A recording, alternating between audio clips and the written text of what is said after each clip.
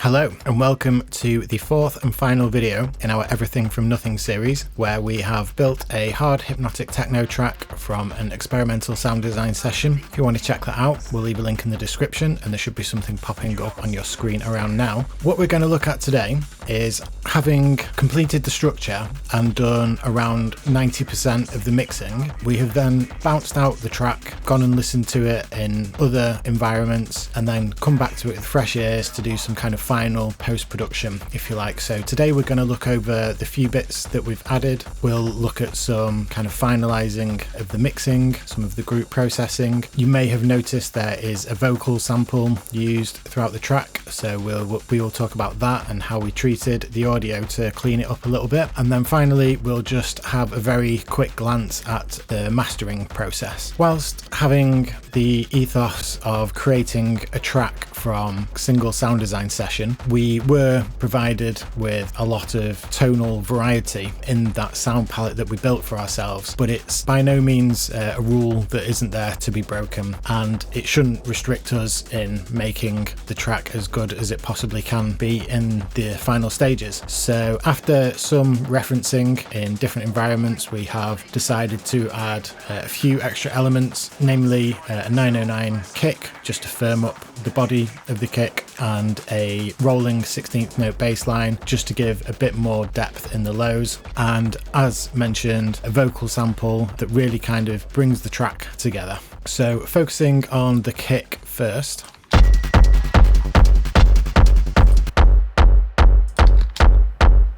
Here's the kick that we ended up with. There was a little bit more processing due to the source file maybe not being the most perfect piece of audio to make a kick out of. We've ended up with some pretty wacky EQs, taking out a lot of the tonality of the sound. We've taken out some of the lows here, added more saturation, so EQ, saturation, EQ, and then another EQ here. We've used the FabFilter EQ just to make 100% sure we're not getting anything too subby in our stereo field, and then some pretty firm compression, and then just bumping the volume a touch with a limiter and bringing the release down. Not a lot of gain reduction here, or a fair bit, almost -6, but then we have firmed it up with a pretty much totally unprocessed 909 kick. The sample is from a forthcoming sample pack that we're doing called 909 on Heat, which is a variety of samples and loops recorded from the Behringer RD9 put through the Electron analog heat, and we've recorded it through several circuits. So this is essentially a saturated 909, and then we've just taken the highs off with an EQ. So very mono, very simple sample, which kind of backs up our other kick quite well.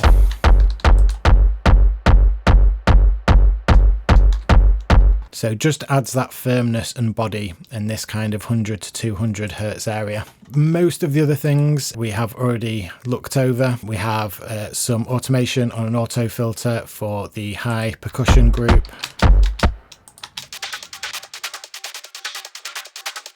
So that just smooths out for the breakdowns. And then for the drums, we do have some further group processing, and we've used the EQ8 to create a cut for the breakdowns.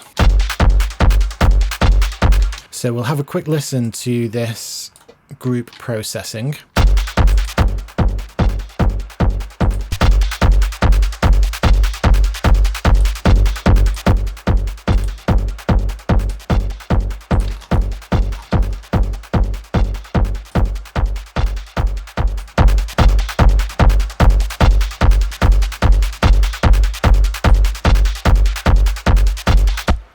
So again, some EQ, saturation, EQ, some compression just on a 4:1 ratio there, and then hitting this limiter at the end. Do find the FabFilter limiter to just sound a little bit cleaner than the Ableton limiter, and we're doing a fair bit of gain reduction, up to around -5 dB gain reduction there. But notice how it's always returning to 0 pretty much. So we're not completely squaring off our sound. There is still a bit of dynamic range. We're just making it a little bit louder. So we're controlling that maximum volume.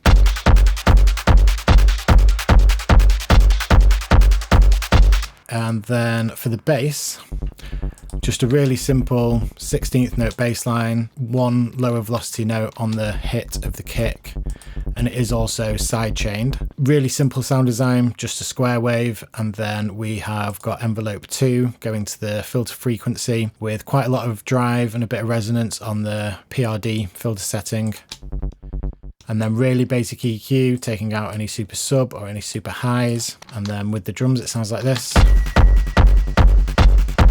So if we take out those two elements, we go from that to that. So it just kind of firms up the sound a little bit more, gives a little bit more of a groove in the low end as well with that bass.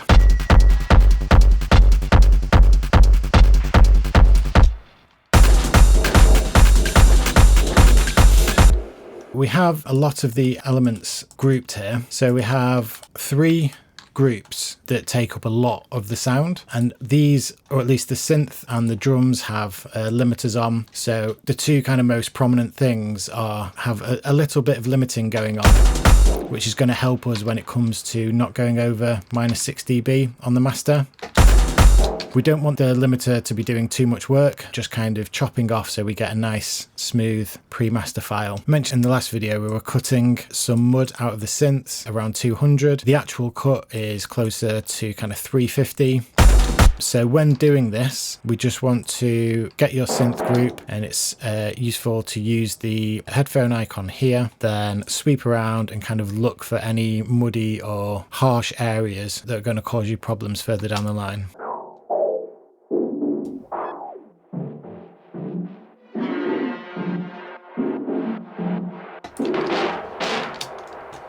Okay, and just to take a look at the EQ here as well, as mentioned, it's not typical because we've essentially created a chord out of some noise put through resonators, so we've really pushed hard on the EQ at certain points. Again, we have a limiter, but doing very little.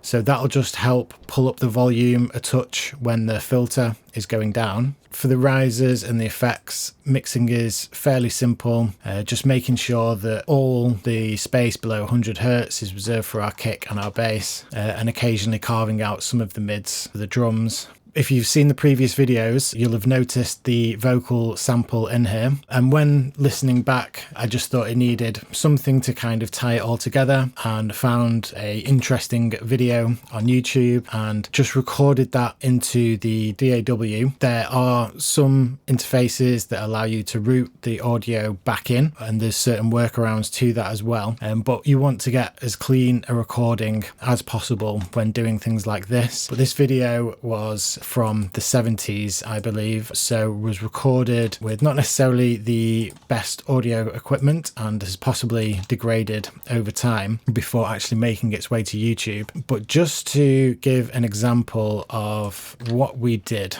with the processing, this is the already processed audio, and just to mention, we have been using pretty much all stock plugins up to now, apart from Pro Q on 2 occasions and Pro L2 on 1 occasion. This does require slightly more advanced audio plugins, so we have used the RX dehum and the voice denoise, and these tools are great, but using them correctly is something that I don't have a great deal of experience with, to be honest. But what I do find is that running the processes gently several times has a better result than really, like, if you're trying to get the noise or hum out of a sound, than really just pushing the parameters high on these plugins. So we have actually used several instances. So we've got the dehum, and we can either put it to learn and examine the audio or put it in adaptive mode. Here, you know, and the best cure for that is rest, relaxation, and marijuana, and hashish, and woman. Woman used to be the only known cure for pedantry, and in some cases severe pedantry, but hashish is real. So we'll put it in adaptive mode, and then we'll do another denoise, bring down the reduction on both, and yeah, we want to be optimized for dialogue. And yeah, there was a little bit of trial and error here to get the best settings. And the best cure for that is rest, relaxation, and marijuana, and hashish, and woman.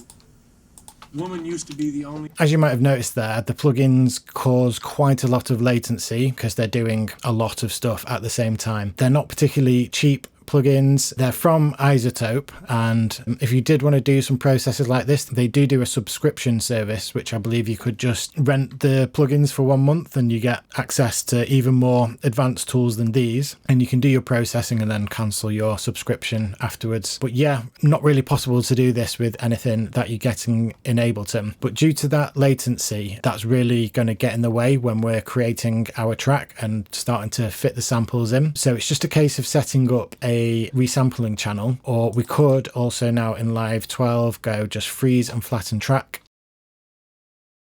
So that's going to scan the audio, apply the processing of the plugins, and then give us a nice audio file that we can then grab and then just go and put in our session as we have done here. It's obviously not as simple as just getting a cool vocal and dropping it in. There is quite a bit of kind of editing to go on. You can see we've got right up tight here to kind of get some vowels and syllables in the right places. So you can see I recorded a whole lot of audio and then just took a few snippets of what I wanted. And yeah, we'll just play through the sections that have this audio and just zoom in on it. The processing is pretty crazy. Again, we're using stuff other than Ableton stock, but I just wanted to really make this vocal shine, and in many ways in a like unobvious way. They didn't mind that you were taking drugs?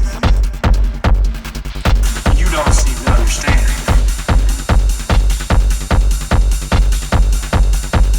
They're not drugs, they're curative procedures for top international agents, which is what they use. Hashish and marijuana.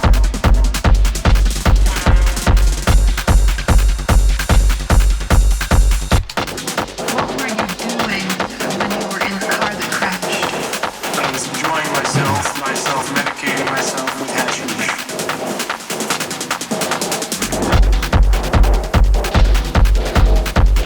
That's where I just came from.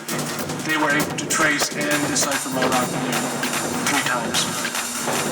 You've been in the future. Yes, and in the past. That's where I just came from not more than 2 weeks ago. Why did they transport you back to the past? Because that part of Armageddon was reaching a certain particular point we were no longer needed. We had to go to the past.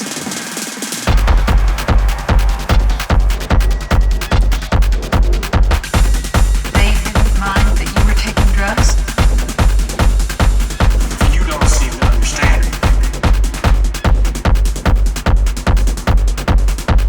They're not drugs, they're curative procedures for top international agents, which is what they use. Hashish and marijuana. You'll notice some delay in there, and it's not super obvious to hear when everything is playing, but it does have a crazy kind of feedback saturation thing going on from this preset, Destructed Pulsating from FabFilter's Saturn 2. And then this is probably a little bit unorthodox. We've used a limiter at the start just to kind of level out the volume. They can be a little bit dynamic, these vocals, so That's where I just came from. They were able to trace and decipher my route from there 3 times. You've been in the future. Yes, and in the past. That's where I just came from not more than 2 weeks ago. Why did they transport you back to the past? So yeah, lots of processing here. So I would consider this almost like post-production as opposed to just sound design or production. But we have the limiter, and then Soundtoys Devilock Deluxe, which is an absolute beast of a plugin. It is what it says, an audio level destroyer. We have the parameters of Crush and Crunch on quite low, and then a mix of 7. That's where I just came from. They were able to trace and decipher my route from there 3 times. You've been in the future. Yes, and in the past. That's where I just... And then Radiator, also from Soundtoys, and on this noisy setting. So we could be a bit more particular here and really remove all of the noise floor and get up close and edit it like this. But as it was, I didn't mind that kind of noise coming through and adding a bit of atmosphere to the sound. But we have then reduced that noisy deep area with some EQ and boast the kind of more intelligible area of where the voice will be sitting. Just compensating these processes with utility, and then we're going into one lane of delay on around 30%, 25% mix. You've been in the future. Yes, and in the past. That's where I just came from, not more. And then we're using Saturn. You've been in the future. Yes, and in the past. That's where I just came from, not more. And this honestly was a case of just browsing through some presets to make the sound a little bit more wacky and crazy. And yeah, ended up with that one. Quite enjoyed it. And then again, we've done quite a lot of processing there. So we're EQing a little bit more advanced in terms of the EQ here. So boosting the boxy, muddy area, but then having it dynamically reduced when those sounds come in. You've been in the future. Yes, and in the past. And then using some more dynamic EQ to get rid of those sibilant frequencies, and then echo, which is modulated or automated, I should say. And was reaching a certain particular point, we were no longer needed. We have to go to the past. So that kind of helps it wash out for the drop. Longer needed. We have to go to the past. And then just a de-esser. Not going to go into too much detail here, but basically it reduces the S sound, can become quite harsh, especially when we're doing quite a lot of processing. And then again into a limiter, this time set to just under 0, and then pushing the gain. So we're leveling the sound out quite a bit. Why did they transport you back to the past? Because that part of Armageddon was reaching a certain particular point, we were no longer needed. We have to go to the past.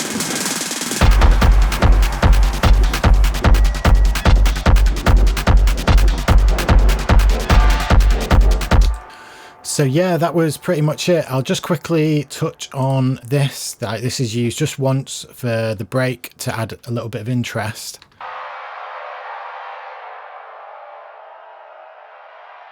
So like a long of the resonator sound, and then using this almost like a chord hit. So using the clip gain to create a hit, and then it's like pushed very much into the dub delay send.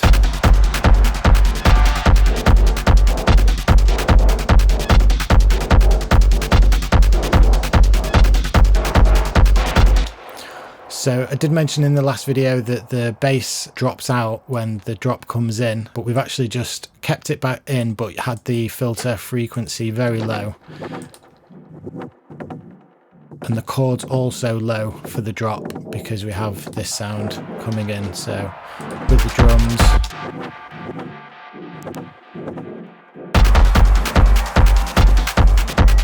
And just one final small thing to mention, which does have quite a big effect, is the sidechain trigger. We have basically removed it on the drops so that those things that are pumping are allowed to breathe and everything kind of opens up, and then that pumping comes back in again when the kick comes back in. That's kind of pretty much it for the final stages of production and mixing. So at this stage, you're probably going to want to bounce your track out and go listen to it in the real world. Honestly, I would say the very best thing to do in that situation is have your mix peaking at around -6 dB, throw a limiter on your master, and then a caveat here, we've been at -6 and now it's going to get significantly louder. And just put on a limiter and just turn it up until you're getting a little bit of gain reduction. And we can use this free plugin Ulean loudness meter to get a very, very rough idea of whether your mix is in a good place or not. If you're hitting somewhere between -10 and -8 on your LUFS reading whilst doing, say, no more than -6 dB gain reduction, you're probably going to be in an okay place. You might still need work to do, and like I say, it's a very, very rough way to examine your mix. But yeah, that should help kind of inform the process going forward.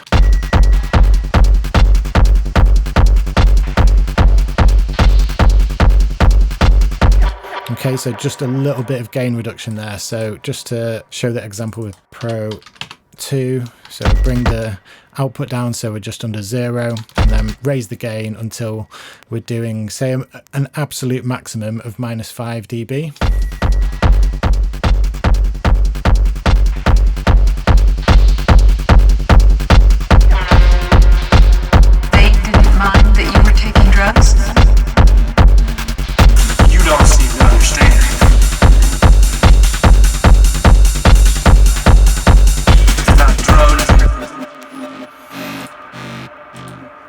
terms of a self-mastering process and getting your track ready to reference and maybe even play at home in a DJ mix or something like that, I recommend using a limiter only. Using anything else will alter your mix too much and actually cloud the vision of what your mix is meant to be. However, if you did want to go a little bit further with the mastering, I would recommend highly bouncing the track out, obviously with no limiter on, and actually treating it in a separate session. So we would just highlight the whole track. Ideally also you want to add in a little bit of time at the start, just to make sure we're capturing everything, and plenty at the end as well there. And then Command R to export, and then export to wherever we need to export to.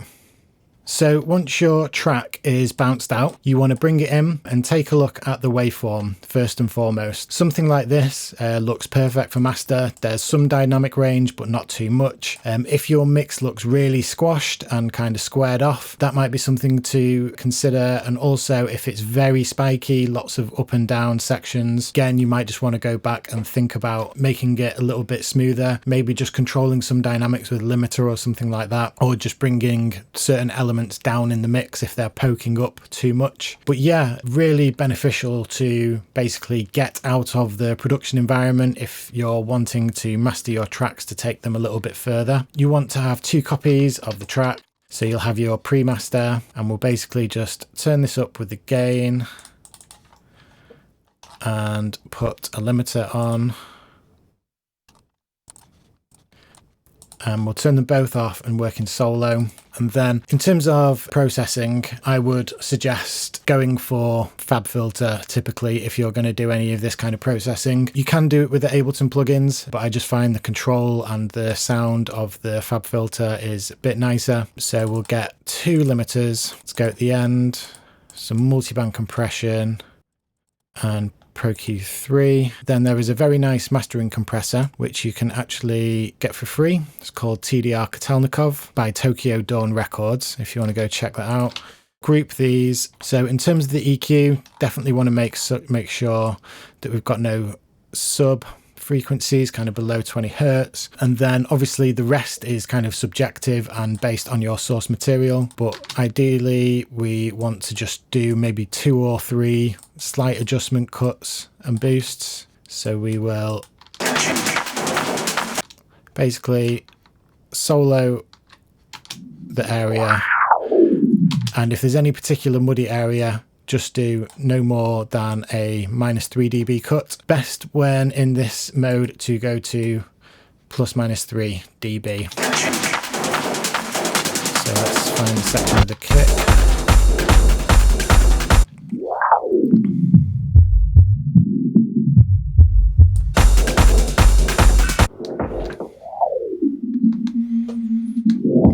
So this is just very rough example really. So notice -1 dB, so very small cuts, and then we might want to add a little bit of a shelf. At this stage as well, we can also make sure that we don't have any sub in the stereo field, and we can maybe raise the sides a little bit higher than the mids. And then Pro MV, basically we're just going to use this to control the bass and maybe some of the sibilants.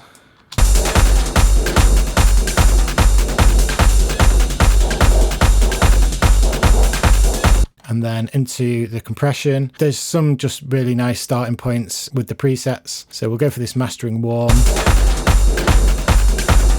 And then you never want to be doing any more than -2 dB gain reduction in this stage. We can use the delta button to listen to what that's doing. Obviously dial that into taste, take a bit of trial and error, and then we're going to use 2 limiters basically in serial. So we'll turn the first one down to -3 and then the second one to -0.2. Probably going to want oversampling on, especially when you go to bounce, but we'll leave it off for now just because we're doing a tutorial and we don't want our CPU to go crazy. But yeah, we've got one set to -3. We'll raise this until we get around 1 dB gain reduction. And then do the same on the next one. So it's going to get louder on the speakers now, and there's not a great deal we can do about that.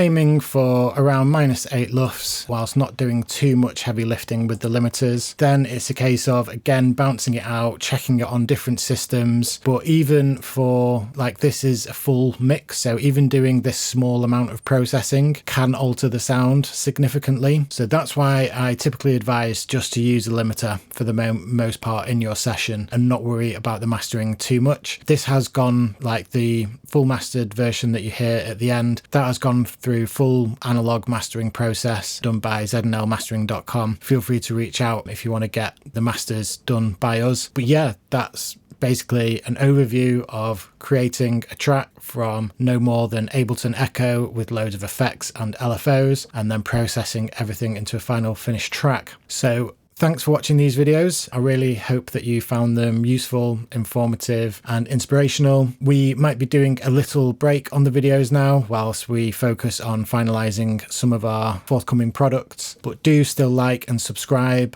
There'll be lots more in-depth explainer videos. Next one going to be on hard groove techno. So yeah, thanks for watching. Bye now.